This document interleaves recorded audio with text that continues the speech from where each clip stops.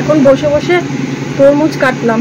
আর এই যে 2 পিস রেখেছি, মানে কেটেই সঙ্গে সঙ্গে 2 পিস এরকম ছোটো করে কেটে নিয়েছি কাঠবিড়ালির জন্য।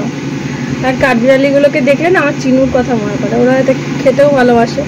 আর ফ্রিজেই ছিল গোটা তরমুজ, ওটা এক্ষুনি কেটে আবার ফ্রিজে রাখলাম। ওটা এখন লাঞ্চ করব আমি ওটা খেয়ে। তো এটা এখন দিয়ে আসি কাঠবিড়ালিদের। রান্নাঘরটা এখন পুরো ধুয়েছি, ধুয়ে ধোয়া অনেকক্ষণ হয়ে গেছে, স্নানও হয়ে গেছে। তো এখন এই তরমুজটা খাবো। কোথায় রাখবে, এদিকটা যা রোদ, এক্ষুনি ঠান্ডা হয়ে যাবে। অবশ্য একটু চোখের নিমেষে সরে গেলে ওরা এসে খেয়ে নেবে। কিন্তু থাক, গাছের মধ্যে ঘোরাফেরা করছে। দেখো আমাদের গাছে একটু আম নাই। আম কোথায় আছে দাঁড়াও তোমাদের একটু দেখাই। একটা বেজি আছে, উঠোনময় ঘুরে বেড়াচ্ছে বেজি, কারণ ডালি আর কালু এখানে নেই। ওদের দেখে ভাবছি কখন ওরা আবার ঢুকে যাবে, দেখবে সেদিনের মতো কামড়ে কুমড়ে। দেখো আম কোথায় হয়েছে, এদিকে কোথাও আম নেই, শুধু এই ডালটাতে হয়েছে। আর বেকার হয়েছে, ওখানে কেউ পারতেও পারবে না, কেউ ওই বাড়িতে কেউ থাকেও না, আসেও না, ওরমভাবে পড়ে আছে ঘর।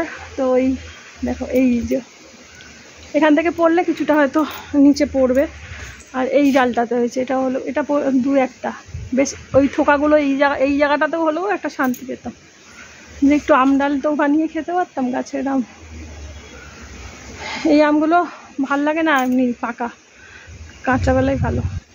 কত আম হয়েছে এই ডালটাতেই, যে কটা হয়েছে। আর ডাল তো ঝুলে আছে ওদিকে, মানে আমের জন্য আরও ঝুলে গেছে। আর এই ডালটাই কাটতে পারিনি, ওই বলতার চাক আছে বলে। এখন চাকটা শুকিয়ে গেছে, কিন্তু ওই দেখো কাঠবিড়ালি আছে। আয় চলে আয়, চলে আয়, তরমুজ খাওয়াবো, আয় ওই গাছে যা।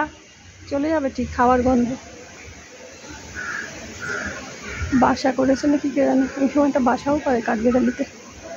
তো ওই গাছের আম দেখালাম, অন্য সময় এই মাথার মধ্যে ঝুলতো নতুন ডালগুলোতে, সব কেটে দেওয়ার জন্য লালি আর কালুদেরও অসুবিধা হয়ে গেছে। ওরা বেশি শান্তিতে শুতে পারছেন না এখানে, না আমি চলে যাই কাঠবিড়ালি এসে তরমুজ খাক আর আমিও খাই। তো দেখো এইখানে এই টেবিল ক্লথটা পেতেছি, কি সুন্দর দেখতে না এটা। মার বোন আসলো তখন নিয়ে এসছে এটা। ওদেরকে বলা থাকে যখন কিনবি আমার জন্য কিনে নিয়ে আসবি। দেখে মনে হচ্ছে এরকম একটা চাদর যদি হতো। তো চাদরও এরকম অরেঞ্জ, এখন না অরেঞ্জ গোলাপি না। আর বেশি কথা বলবো না, এখন এই তরমুজটা কেটে নিলাম না, এখন লাঞ্চ করব তরমুজ দিয়ে।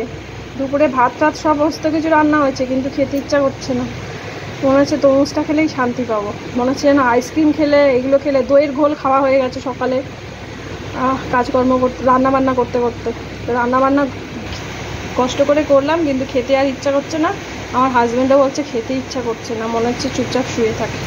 তাই বললাম চলো দুজনে মিলে তরমুজ খাই। ওই এখন দুজনে তরমুজ খাবো। আর কাঠবিড়ালিকে দিয়ে আসলাম।